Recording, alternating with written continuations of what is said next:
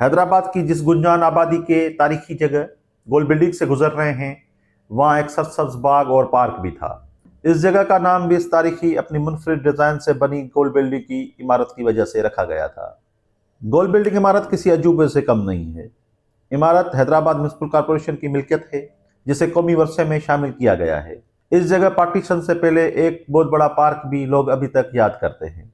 اس جیسی گول عمارت حیدرآباد میں اور کہیں بھی نہیں ہے۔ اس گول بلڈنگ میں ماضی میں BBC، حریت، ڈان اور دیگر اخبارات، میڈیا ہاؤسز کے دفتر، صحافتی اور مزدور یونین کے آفیسز بھی تھے۔ یہ ان عمارتوں میں شامل ہے جن کو تاریخی ورثہ قرار دیا گیا ہے، اس لیے اس کی حفاظت ایک قومی ورثے کے طور پر کرنا نہ صرف حکومت، اس کے اداروں، بلکہ شہریوں کی بھی ذمہ داری ہے۔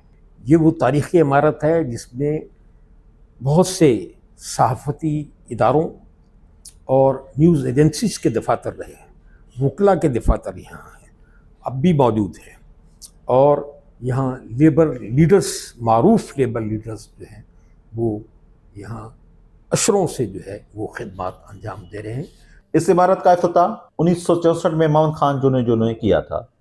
یہ عمارت 1954 میں بنائی گئی تھی، افتتاح محمد خان جونیجو صاحب نے کیا تھا، مگر اس سے پہلے اگر ہم تھوڑا سا پیچھے جاتے ہیں تو یہ عمارت یا اس عمارت کی جگہ پر ایک چھوٹا سا باغیچہ ہوا کرتا تھا جو سادھو ہیرانند سندھ کے بہت ہی ایک یکتا کردار۔